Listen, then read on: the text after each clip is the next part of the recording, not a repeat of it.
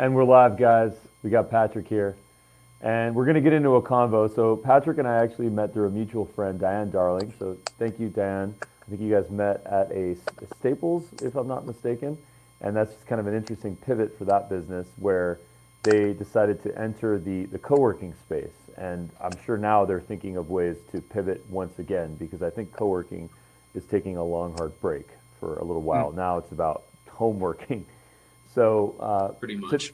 right, that's what I'm thinking. So I was kind of inspired by a conversation that I had with Patrick here, and really talking about a couple of goals that he specifically has to be able to leverage technology, to be able to leverage Dubb specifically on really growing his podcast, growing his viewership, monetizing his efforts, monetizing general creation of content, building relationships with guests that turn into long-term client relationships to fuel his business, his freelance business of providing strategy, consultation, design, branding, things like this.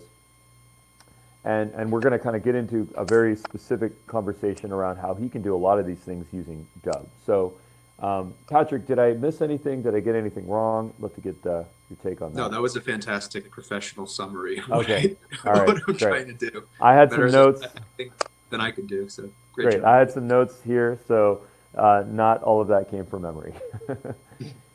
So the first thing I wanted to get into was this idea of the waterfall method. And Mhm. this is a method that we developed actually by mistake. And it really kind of leans into this idea that we, as communicators and as storytellers, can speak in long form content very easily. We can talk for 10 or 20 minutes, and Mhm. without real problems, right? You can take Yeah. pauses, you can take breaks, you can speak off the top of the dome. But when you want to speak in a really concise and specific and pithy fashion, say something in 60 seconds, get an elevator pitch out. It's actually really difficult because you have to take everything that's in your mind and you need to culminate it down into something almost spiritual that someone can understand. If it's simple, if you understand something and if you can explain it in 30 seconds, then other people can understand it. But if you Mhm. can't do that, then other people are never going to be able to understand it. It takes a lot of time to do that with a brand or with a service or with a product or with an idea. It takes a long time to do that. So the waterfall method is essentially taking long form content and then converting it into short form content to fuel all your social channels. So, for Mhm. example, you and I are creating a long form content right now. This is going to be a 25 or 35-minute conversation, and you and I are going to get some content out of this.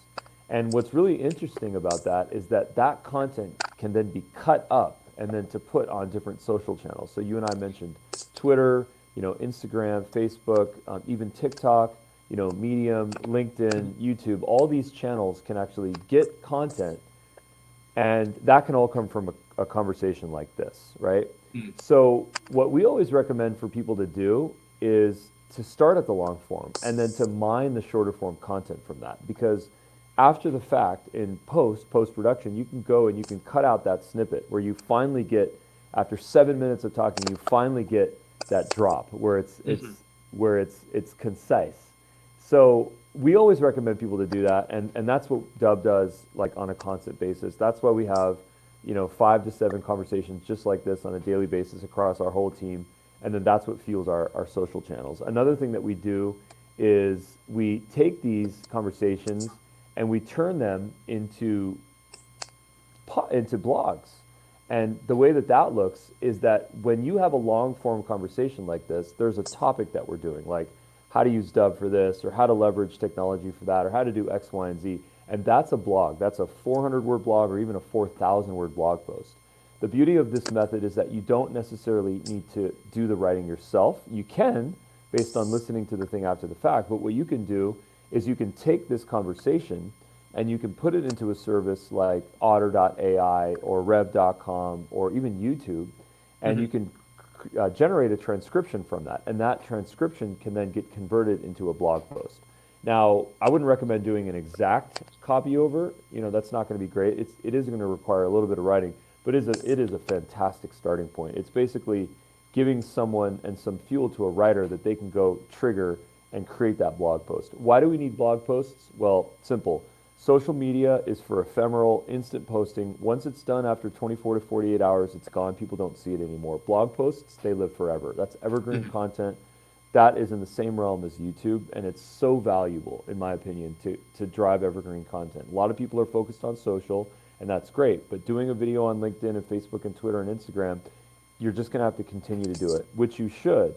Whereas blog and YouTube is the gift that keeps giving. Now, of course, on social, you get followers and people expect to hear from you, but of course, you do need that cadence. So, blog, YouTube, LinkedIn, Twitter, Instagram, Facebook, Medium, TikTok, if you're into that. That's 9 channels right there. Medium, that's 10. So, let's fuel all those channels, because at the end of the day, we got to be omnipresent, okay? Omni-channel, dare I use that jargon.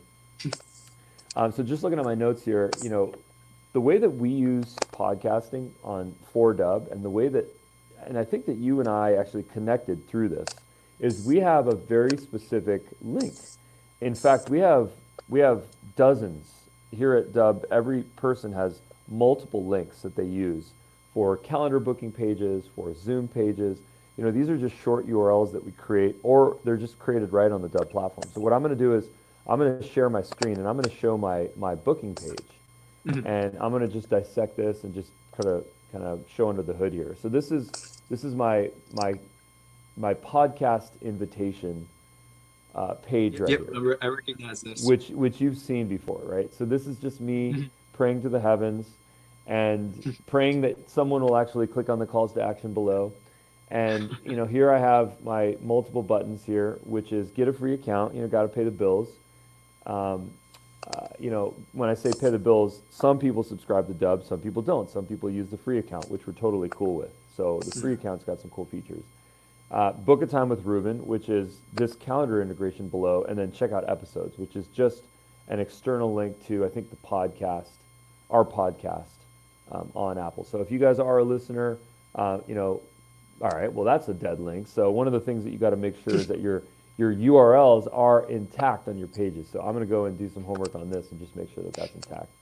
And then, of course, the calendar section right here is an integration with Book Like a Boss, which I like. We also integrate with Calendly and Schedule Once and Acuity Scheduler and HubSpot and pretty much any calendar system that you can name. So this is kind of a way for someone to book a time and then select that time and just be directly in my calendar.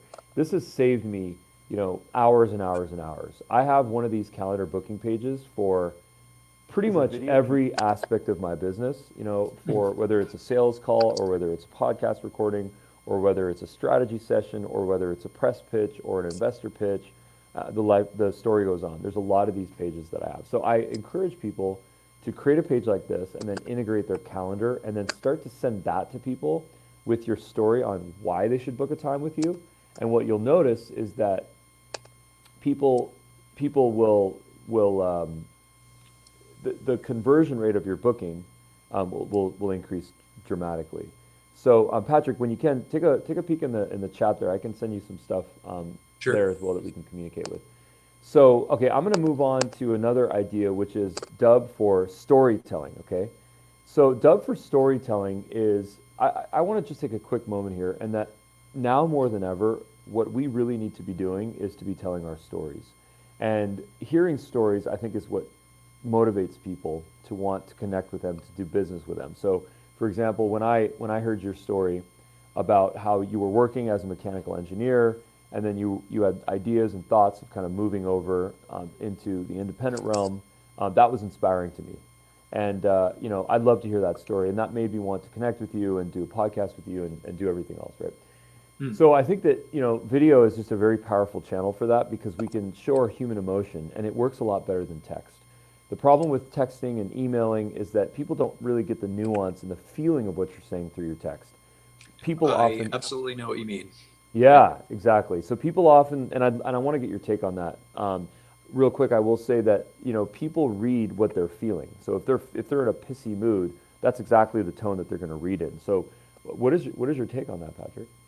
Yeah, you said it absolutely right. I think that text tends to get people to read it in a sarcastic tone. So the amount of false sarcasm that's read in text is really, I think, misleading. And emojis were a good, um, a better way of dealing with that, but yet a still very imperfect way. And text by itself is not only monotonous, but you really just don't get the tone at all. So much of what people say, they say with their facial expressions, their tone of voice, and their body language, That's and you so miss all true. of that. So That's so true. Yeah. Emojis, people, we have emojis on Dubb. You can turn them on and off. And a lot of corporate people want them to be off. Like we used to yeah. get this request in our chat, how do I turn the emojis off? And we put that switch front and center. Emojis actually solve a really important problem. They were Mhm. invented back in the mid 90s. This problem that they solve is that you can't read emotion. To your point, you said it perfectly right. You can't read emotion from text. Whereas an emoji is going to show crying or smiling or laughing Mm. or prayer, whatever it is, and then from that you can at least understand, what the person was feeling. Like I'll respond sometimes with a 1 or 2 word answer in an email Mhm. or a text, and then I'll put in an emoji just so that. And my emoji is the prayer emoji, which is namaste, which is I Yeah. see the light in you and invite you to see the light in me. I just go to that. It says prayer, Mhm. and I don't like that because this is not about prayer. This is about connecting with people. Yeah. I Um, bet a lot of people misread that. yeah, yeah. So you know what? You're probably right. You're probably right. But now in COVID-19, this is the new handshake. So maybe Yeah. not anymore. Not the elbow bump, not the foot bump. No, no, no. The 6 feet away namaste, right? Maybe in the next round of emoji updates, they'll have that. And by the Thank way, you. the palette that they have of the emojis, the 120 faces or whatever, there's a lot of them. But the human face and the reality of the human is so dynamic and nuanced that you're still highly restricted by the obviously the emojis Oh that you yeah, have available to you, right? So that's I mean, true. yeah, That's I true. started using more of them too. I used to think it was kind of a dumb thing, like Yeah. kind of okay, this is a little bit weird, and then I just realized that you know what, text is just so limiting. I'm going to have to start using them, and so I do have just like you have your hands, your Yeah. namaste hands is your favorite. I have a couple that I use all the time. Probably the that Yeah. emoji, the thinking emoji a lot. Totally. Mind That's cool. blown emoji. That's cool. That's cool. One of the things that I wanted to kind of show you real quickly, actually, someone asked us today how we can create. This is kind of a specific nuance thing. You might find it interesting, but Mhm. I hope you do, man, because I really think that you should be on YouTube, and I think that you've got a great personality, and for you to be a quote unquote YouTuber, I think the world would want to see that if you start to really vlog what you're up to and provide advice and whatnot. So, Thank you for saying that. yeah. So, do you have a YouTube channel? I do, and there's about 2 videos on it right now. Okay, I want to perfect. start putting on more video content. Okay, Absolutely. perfect. Awesome. So I want you to pretend like we're going to take that YouTube URL of yours, and then what we're going to do is I'm going to show you how to create a call to action on Dubb using that YouTube URL, Mhm. but to add a really specific thing that most people do not know about. Okay, so here it is: how to add YouTube subscribe link or a button on Dubb as a call to action. So the first thing that you're going to want to do is, well, I need to share my screen. So in my screen here, I'm in the calls to action, right? So what I'm going to Mhm. title this is YouTube subscribe, and then the type is URL. So I'm going to paste this URL here. Okay, this is our YouTube URL, youtube.com/Dubb app. In case Mhm. people don't know, we have a daily show on YouTube called The Daily Dubb, and it's a lot of fun, and it's vloggy, and it's informational, educational, edited, directed by Shannon. Go take a peek at that. Once again, The Daily Dubb on YouTube. Take a peek at that. So sub_confirmation, question mark, sub_confirmation equals 1. This is the magic ticket right here. So with this right here, what happens is that, well, first let me say subscribe on YouTube. And then what that's specifically going to do now is that it's going to allow me to have a button on my Dubb video page that allows people to subscribe to the YouTube channel. And what's Mhm. interesting about this is that it's kind of a smart parameter, because if the person is already subscribed, absolutely nothing will happen. If the person is not subscribed, then what's going to happen is that they are going to have to, or they're going to have the option to to subscribe to the channel. And that just means that it's just going to be a persistent button on top of my YouTube page, the Daily Dubb YouTube page, that people can then click on. So if you, now I'm just going to kind of give you a quick preview of what that looks like. Here we are on that Dubb page, that same one that I showed before. Hey, it's Ruben, the founder of Dubb. I have autoplay on, so this video autoplays. And then if you click on this, then what's going to happen is I'm already subscribed, so I'm not going to see anything most probably, but if you're not subscribed, then when you click on this, you will see something. And what you will see specifically is the subscribe button that happens. It's a little modal. It's just a little screen that happens right here that says subscribe, and then people can click on it. So this is our favorite way to drive subscribers. There is an embed YouTube button that people can use, but we haven't found that that really works because people typically don't subscribe to a channel unless they can get a preview of what the content looks like and say, hey, you know what, there's some thumbnails and there's some content here and this is not spammy and I'm in. Nice colors, nice branding, whatever it is. And then at that point, of course, they click on the subscribe button. So we recommend doing this model where you actually drive the traffic to the YouTube page instead of putting some sort of an embed on a WordPress page or on a website, something like this. So, yeah. So that's kind of my take on that. But, you know, I think that's enough about the Dubb world. I'd love to get into a combo with you about, you know, this idea of taking a side idea or a side hustle or an ambition and then parlaying that into something kind of full-time. Like, what do you have to do for that? What are the setup steps? How do you get the runway going? What is the infrastructure? Who are your first customers? How do you sell to people when you don't have a product yet? So I'd love to kind of get into that topic with you a little bit. You know, I'd love with just starting to hear your story, really. Okay, so let's see. I, as you said before, I was a mechanical engineer, and I went to school at Northeastern in Boston. So it was a 5-year undergrad program with actually work built into it. It's called the co-op program. And so when I went to high school, there was no engineering program. So it was kind of a little bit of an off-the-cuff decision. And you know, when people are 17, 18, they have to make that career choice.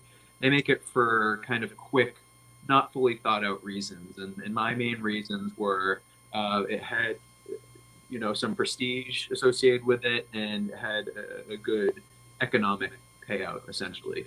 But it wasn't really, ultimately, I didn't realize it at the time, it wasn't the thing that I really wanted to do. It wasn't what actually inspired me, right? And so 5 years or a couple of years into it at college, I was thinking, oh, well, you know, my experience so far, it's just really been it's been internship. So this might not actually be what it's like. So, you know, I got into the real world and was doing 3 years at a company, and then pretty much from the very beginning, I just said, well, I don't want to judge it right off the bat, this real world experience, because you know, I want to see what it really fully is, and I don't want to be seen as that millennial that's just leaving after 6 months or something like that. So 3 years later, or 2.5 years later, I was saying to myself, I have got to find something different. It wasn't just the company that I was in. It was also sort of the corporate, like I just realized that I was not somebody that did good in an environment where I was being managed. I wanted to be my own independent person and to have autonomy. And so at first I started looking at other jobs other corporate jobs, different types of jobs that existed. I was thinking maybe if I just found a different company or a different role in the company or something. And then I really realized that what I was looking for was so sort of unique that it was very unlikely that I was going to find that pre-existing, pre-packaged job someplace else. So that's when I really started to build as much of a plan that I could. And all you can really do is shrink the gap, the leap of faith as much as possible. There's always going to be a leap of faith. It's just how much of the leap you have to take. You know what I mean? Like, you can only plan something so much ahead of time. So back in June, which is, I don't know, 9 months ago now, that's when I decided to leave the company I was in. And what I wanted to do was create a podcast that was sort of similar to, I would say, I wanted to emulate the Joe Rogan experience vibe, where I wanted to have a platform that people could come on and have open conversation about any number of things, whatever they were into. I wanted to talk with subject matter experts, people that had something that was really important to them that they didn't have another maybe avenue to talk about it. And you know, I think I had mentioned, I'm not sure if it was recorded during this podcast so far or if it was something we were talking about before, but you were talking about how you had an interest in martial arts, and that kind of Yeah. focuses on the body, right? And having some degree of self control when it comes to that. What I wanted to do was the mind as well, but what I wanted to do was talk about things that really allowed people to broaden their mind, right? And there are just so many conversations right now that aren't being had, and society is changing in so many ways, and people are really stressed out and anxious, and I was thinking to myself, how can I present a way that people can have these conversations? So that's what I've been trying to do. And the tough thing, obviously, is monetizing that. And so originally the idea was, well, let me try to just focus, not completely forget monetizing, but focus on getting the best content out as quickly as possible and getting people used to my content. And then I can shift towards monetizing. It's kind of the idea of like dropping off into it. So that's what I was talking about before, where the freelance was how I was paying for my day to day. I'm not trying to get rich off the freelance, but it just allows me to pay my bills, and then I can focus on the other thing as I grow on the side. So Exactly. that's really the whole idea of it. Right. Well, here's kind of what I did Mhm. with our podcast is, we believe in this philosophy of sales overnight, brand over time. We say that a lot. And it's very possible to accomplish that. A lot of people think that if you're going to go on YouTube or go create a podcast or go write stuff, that it's a long haul. And a lot of people will tell you that. Most people will tell you, and they're right to a certain extent, that if you start Mhm. to write a book or if you start to write a podcast, don't expect to make money from that ever. I mean, maybe there's a 1% chance or a 0.01% chance that you're actually going to be able to monetize it down the Yeah. line. I totally disagree with that. I think that that doesn't make any sense because right now you and I are having a conversation. We're building trust. I just Mhm. pitched you on Dubb. You just pitched me on some of your services. The why behind us. You know, this is better than a sales call. I would do this any day of the week over a sales call. Mhm. Where it's not overly salesy and overly communicative, but rather it's about just person to person. So a podcast and the podcast that we created, Connection Loop, that's Dubb's podcast, is that it's just a conversation with people that either are not yet in the Dubb fam or community, they already Mhm. are, or they're someone that just is relevant to the whole topic of storytelling and visual and video and marketing and sales and whatever it is that we're doing. So Sure. we just kind of figured out a way to parlay all these conversations into larger brand building, but then ultimately, to drive sales for Dubb. But we don't do, Mhm. at least I try not to do it in a very salesy way. I mean, if I ever, I have to kind of self-regulate, and if I ever find myself being overly salesy, there's just a Mhm. little voice in my head that says, stop being salesy, don't sell here. That doesn't really work. Just Yeah. provide value, show people tips and tricks, and then they can kind of figure out stuff on their own. So, but that model has worked really well for us. In the beginning, we were doing outbound sales and outbound emails, and we didn't know how to sell. I mean, it was really difficult because it was disgruntling. It was depressing, because you'd send all this stuff out, and then you'd get really nasty emails sometimes, where it's Mhm. like, take me off your list. Don't ever do this. Don't ever do that. And that really just messes with your soul. And Mhm. you know, back to like martial arts, I've been working with a master. His name is Master Sifu Ed, who's a disciple of Bruce Lee, and he worked with one of the direct disciples of Bruce Lee, Sifu Jerry, and he's an eighth degree black belt, very very humble guy. Mhm. He's in his 60s now, and he's just a badass. But he's so humble. He doesn't flaunt his stuff. He doesn't walk around with his black belt. He doesn't do that. Like, he's a very chill guy, and people are attracted to him. People come to him because they want wisdom and they want Mhm. to learn things. And it's really interesting. Everyone treats them with respect. And, I feel like there's this idea of, demand generation, getting people to want to be attracted to you, inbound marketing or, Mm. pull-based marketing. And I feel like a podcast is such a great way to do that because we can, I hate saying thought leadership. In fact, I won't say it. We can share our stories and we can give a little bit of insight here and then people can listen in on that and then hopefully most importantly for me is really learn on how to do stuff for their business but then also be entertained by it. What's wrong with that? Why can't we be educated and entertained at the same time? I see myself, final thing I want to say on this point is that I see myself as a student at the end of the day. Mhm. That's the most valuable thing that I get out of this is that I learn things from people. So Yeah. that's my biggest thing. So I certainly agree with you, Ruben. It's like, and you mentioned before, it's not about the hard sell. It's not about just ego stroking. There's really such a, I can't even tell if it's an ancillary benefit or it's the main purpose of it, but it's like you're connecting people in a way that it basically allows free flow of ideas and collaboration on projects that like if you we're alive at a time where people open source ideas and they have minimum viable products and everybody's kind of contributing to each other's ideas um, in a way that you're familiar probably with the term reciprocity. It's like I'm doing this for you, and at some future point in time, you might do that's something that for that's me. that It's great that's that great album by the Police, right? No, that's actually Synchronicity. sacred. Yeah.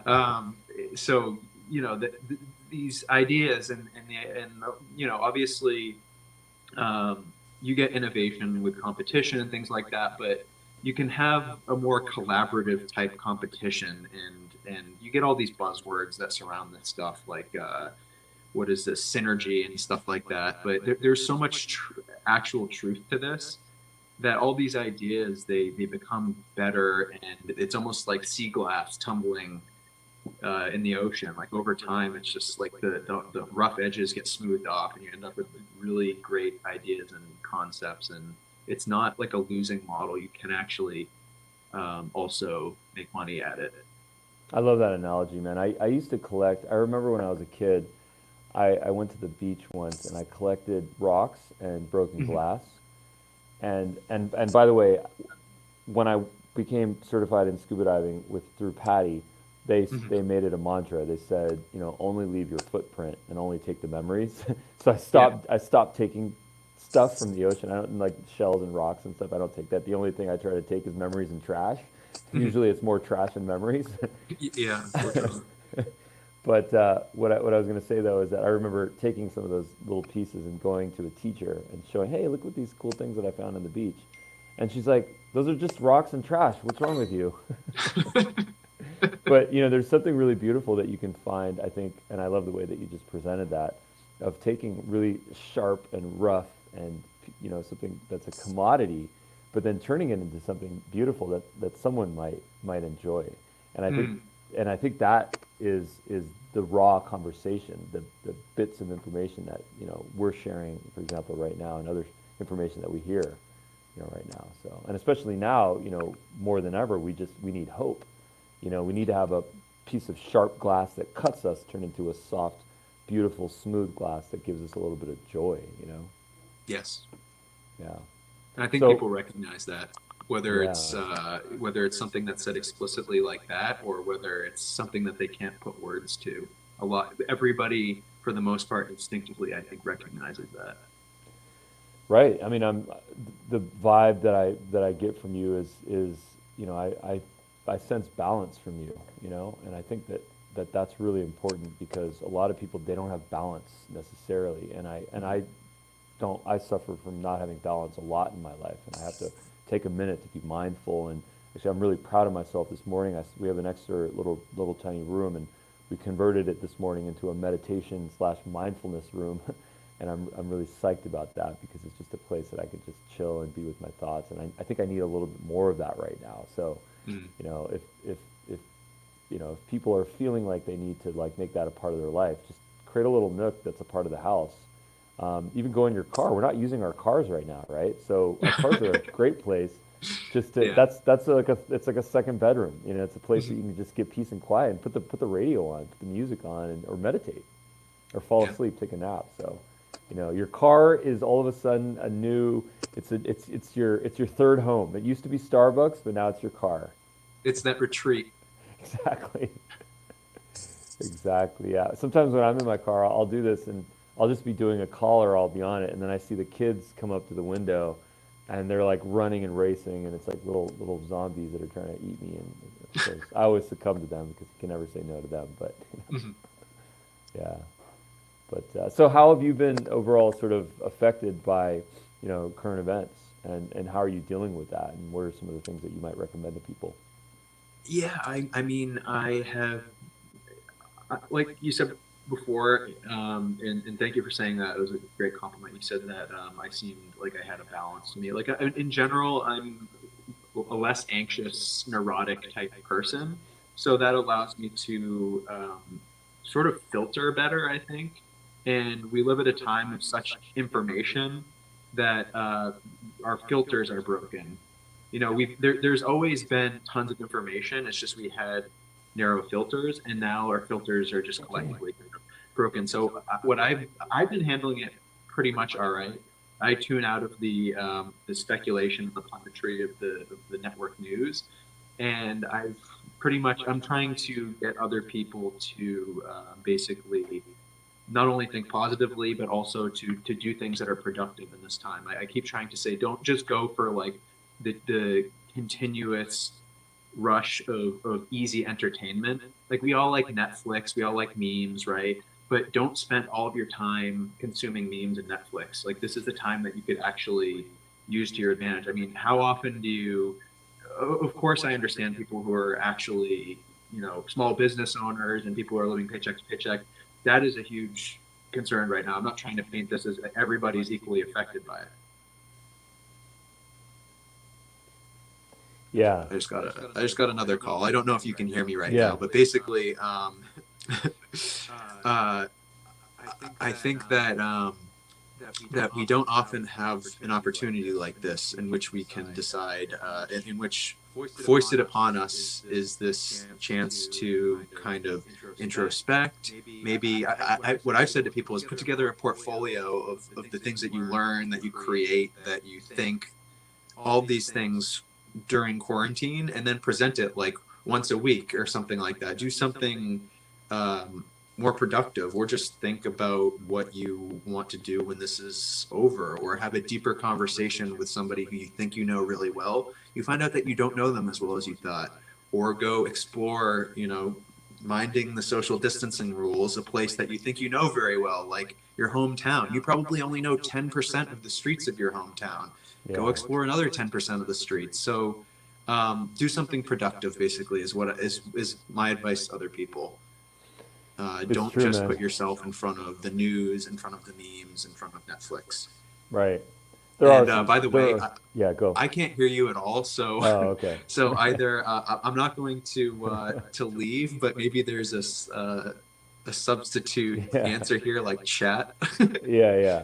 Well, I'll kind of wrap it here, but I think there's some really interesting topics that we discussed today. One of them is just generally, perspective, and I think that that's what a lot of us are getting right now. It's perspective, and I just encourage people to take this time to kind of reinvent yourself, and to Patrick's point, look at where you're going to be in the future, 2, 3 months from now when things are settled, and then make that your ultimate goal and start to take the actions right now to accomplish that. So I'll wrap it up here. Patrick, thank you so much for your time. Really appreciate it.